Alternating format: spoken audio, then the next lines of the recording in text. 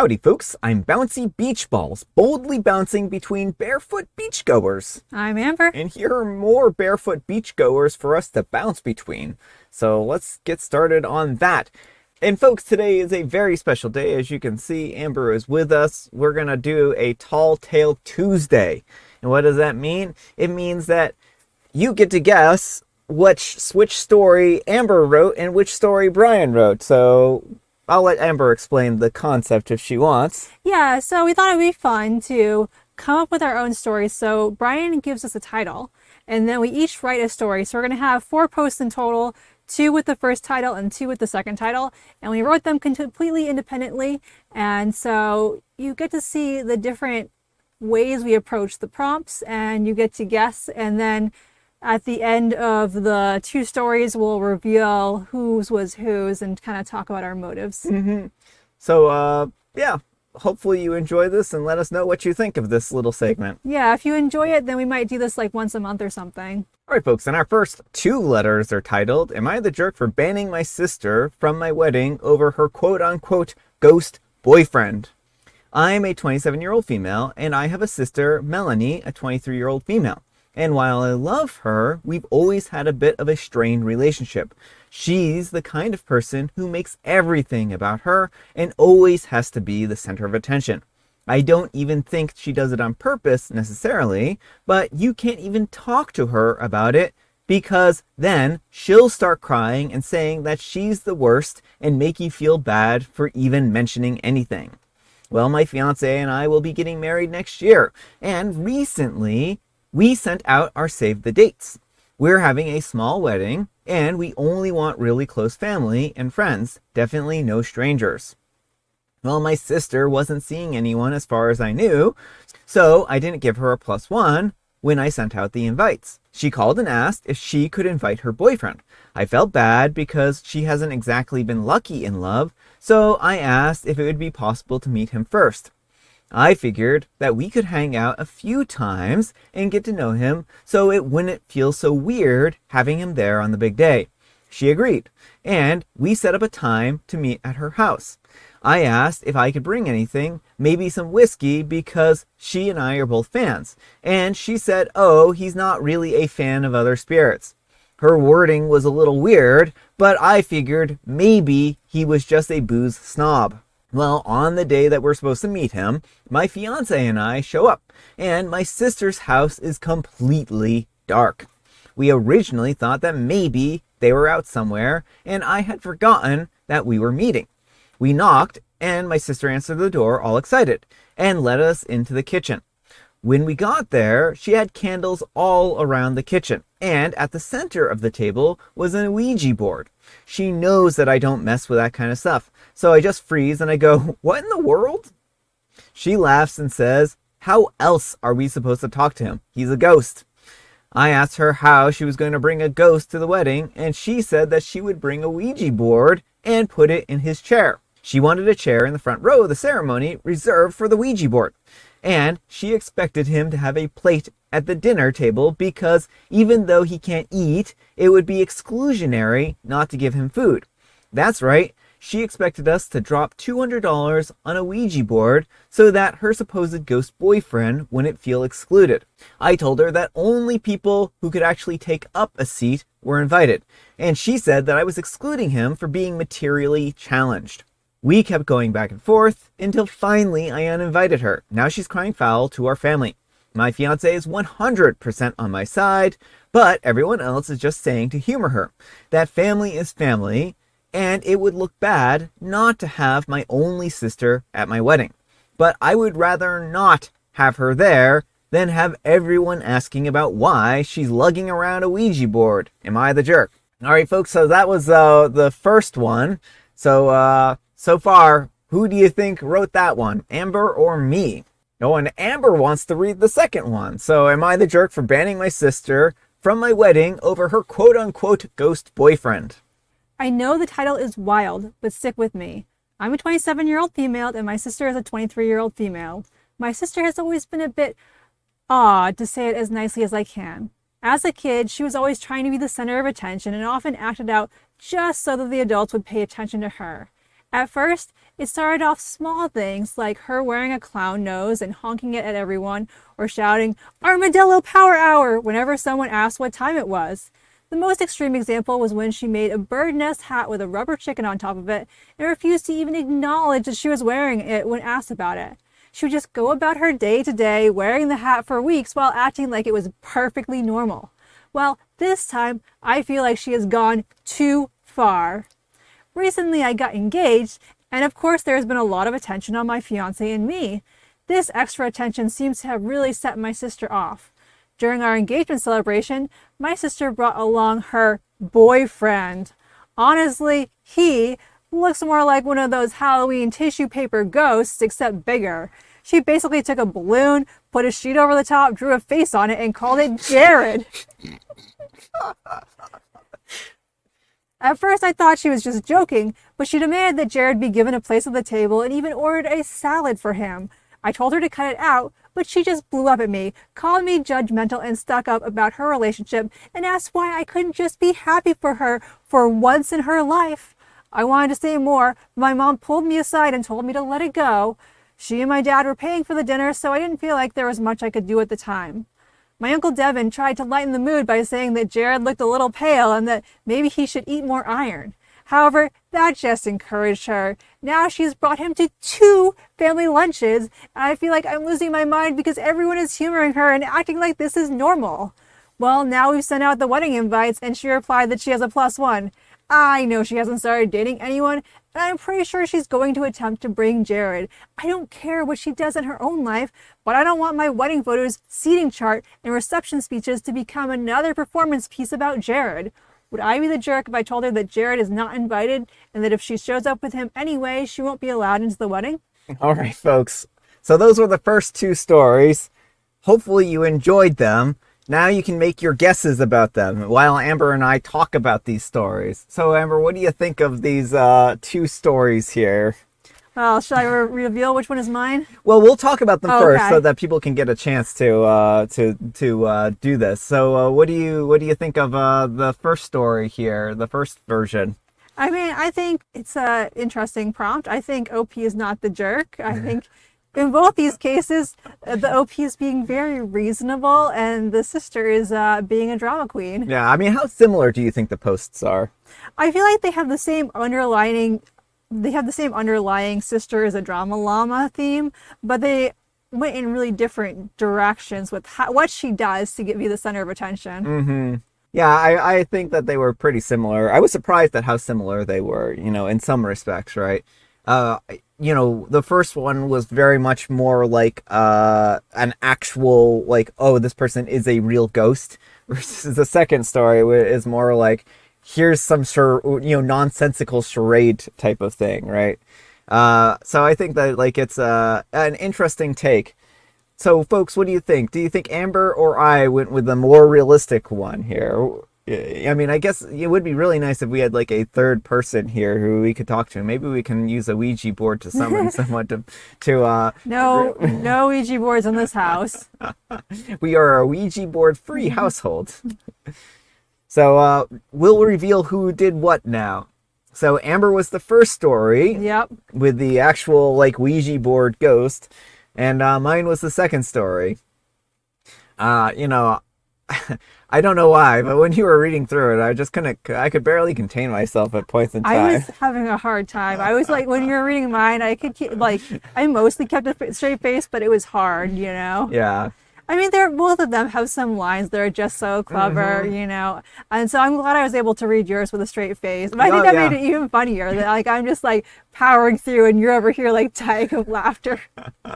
Well, I think it's like when you're concentrating actually on reading, it's a lot easier to stay, like, focused and straight-faced, whereas, like, when you're actually reading through it in, like, you're hearing it read aloud, it can be, more fun or funny, I still love my materially challenged line.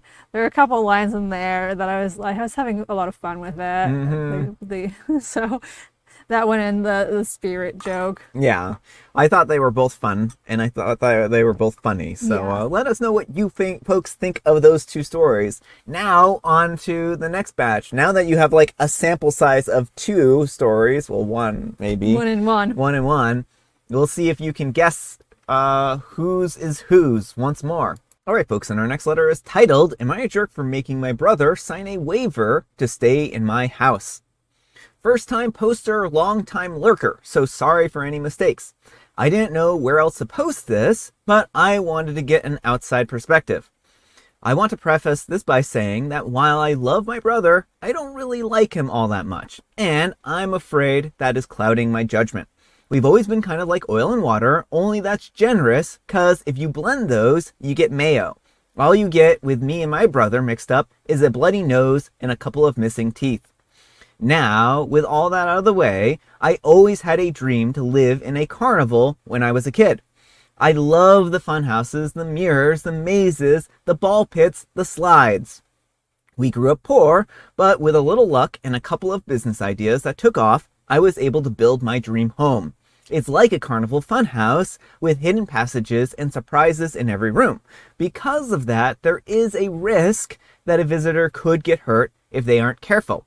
I know my way around and I haven't ever had a problem, but I wouldn't let a guest wander off by themselves. My brother also managed to earn his fortune, but in a very different way. He became a lawyer and he's been constantly embroiled in an endless stream of lawsuits. I hate to say it, but he's good at his job. Anytime he feels slighted, it's off to the courts to earn his paycheck. That brings us to last week. Unfortunately, my brother's place burnt down. He's, as you can imagine, suing. But as of right now, he's kind of homeless. He doesn't like hotels, he's afraid of picking up bed bugs, and he's a bit afraid of getting sick from touching surfaces that strangers have had their hands all over. I think that it's OCD, but I'm not his therapist, and he refuses to see one, so that's neither here nor there. But what this means is that he wants to stay in my place. I thought about it long and hard, and I can't do it unless he signs a waiver. I don't want him getting hurt on something in my house and suing me. I know that sounds absurd, but again, this guy sues anything that moves. When I told him this, he flipped out on me and said that I was being absurd and that he wouldn't dream of suing me. But I just don't trust him. We're kind of on our own at this point. Both of our parents are gone, and we never really had any other family ties. Like I said, I love him. I don't want to see him on the streets, but man, being under the same roof again seems like a bad idea. Would I be wrong if I forced him to sign a waiver? All right, so now you have that one, and let's move on to the second version. And Amber's going to read this one. Am I the jerk for making my brother sign a waiver to stay in my house? I recently bought a haunted house. I say haunted because I don't believe in ghosts. Or I didn't until I bought this darn house. Basically, as soon as I moved in, things started going wrong. And not just the moaning and groaning that old houses make that people swear is paranormal activity. Day one, a glass slid off the table and shattered right in front of me, cutting me. Figured I just set it too close to the edge. The next day, my new toaster caught fire and nearly burned the house down. Things kept breaking around me as if intentionally trying to hurt me, and just yesterday, one of the stair boards broke under me and I nearly fell down the stairs. I'd sell this place if I could, but the housing market's gone sour now, even for houses that aren't actively trying to kill the owner, so I'm stuck. Enter my brother Jim. He loves anything to do with ghosts, and as soon as I bought the house, he started planning his visit. He lives across the country, so it took some time for him to make the arrangements to come here. I was originally happy to have him, but now I'm worried the house will come after him too. Telling him about all the ways it's injured or nearly injured me only seems to make him more eager to come here. Even if I told him to stay home, he'd still show up at my doorstep with a suitcase in hand. At this point, the only thing I can think of is to have him sign a waiver. Maybe that will finally get across to him how serious this is. Although, if I'm being totally honest, my true motivation is his wife. She's kind of litigious, so if anything were to happen to him, I don't doubt she'd come after me. But it feels cold to ask my own brother to sign a waiver like this is a business. So am I the jerk? All right, so folks, we'll give you a second to guess whose stories is whose, and talk about these stories again. So I guess, again, they are kind of different stories. I mean, I think they're a little bit further away than the first two stories were, because, these ones, the litigious angle is a little less stressed in the second story, and the first story, that's kind of the main center point of it. But the circumstances of the households are a lot different, right? Yeah, well, I was thinking, and I don't think this gives it away, but I was thinking about the circumstances under which you would want a waiver for a house. That's how I kind of came up with my story, was just thinking about, well, what circumstances would you need a waiver to have someone in your house for? Well, I mean, that's kind of how I came up with mine too. Why would you want to have a waiver in your household? And I think, once you know whose story is whose, that'll give you a little inner working into our minds. Yeah, so we'll reveal it now. The first story was mine, and the second story here with the actual ghosts is Amber. Amber seems to have a trend where both of her stories involve actual supernatural things. So, I mean, I was just I'm a horror writer, and I was on a supernatural trend. The first one, it was literally in the title, Ghost Boyfriend. And then I was just like, well, a haunted house, if there was a haunted house, that would be a reason you'd need a waiver. Yeah. Whereas mine's like, the first one's like, oh, she's just being absurd in the actual ghost story, and whereas this one is more like, oh, I wanted a fun house, carnival-y type of thing. So I mean, both are kind of like unserious themes, I guess. Like mine both involve very silly concepts versus yours involving paranormal type of things. We'll have to make sure that next time we do this, that we don't leave such big breadcrumbs. Because I think next time people are just going to be looking out for like, oh, does this story involve actual literal ghosts? Yeah. I mean, this was a one-off, but it was the first time doing it, and it was, a great opportunity to bring in ghosts. Yeah, we're going to make sure that every story that Amber writes from here on out involves literal ghosts. Otherwise, I mean, what else can you do with these stories here, right? I mean, like she said, she's a horror writer, so are you surprised? I'm not. I'm not surprised at all. I mean, when I came up with the prompt, I didn't really know where I wanted to go with this. And I was like, okay, well, signing a waiver probably means like they're afraid of getting sued or something like that. And like with it being the brother, like what could possibly cause a brother to want to sue you? And I'm like, we'll just like have this whole carnival-y house type of thing where it's a fun house maze-y type of thing, because carnivals make you sign waivers, right? I don't know. I think sometimes. Yeah, I don't know. But let us know what you folks thought of all those stories there. All right, folks, it is tea time. Grab your beverages of choice. I've got some tea right here. And Amber, she has a joke. What did the mama spider say to her teen? Probably nothing, because I don't know that spiders live into their teens. I think spiders kind of only have like a couple of years where they can live, maybe like 5 years at most. So I don't know that they ever get to be a teenager. Well, I mean, like teen and spider years. Oh, I see. Teen and spider years. You spend too much time on the web. Oh. Now spiders can use the internet. They're kind of web crawlers. And today is a very special day. It is Book Ornament Day. Oh, book ornaments. Amber also has earring versions yes, of those. if you saw my virtual book launch, which is just up on my YouTube channel, you can replay it if you weren't there for the original. But I made some book earrings on the day of. And I printed out a bunch of copies of my book covers because you don't want to use it print 2 book covers on a piece of paper and just waste the paper. So then I was like, well, I can get ahead of things. I made some mini books too, and then I made these ornaments, but it's nowhere near Christmas time. And so I don't have a good place to store them because I don't want to dig down the Christmas stuff. So they're kind of living on my desk for now. Yeah. And I have a special guest tea, some matcha. All right, folks, that's all the time we have for today. Thank you so much for watching. Thank you to Amber for joining me for this Tall Tale Tuesday. Thank you for having me. Amber, we need some kind of moral advice and or guidance, and please have it a tall tale.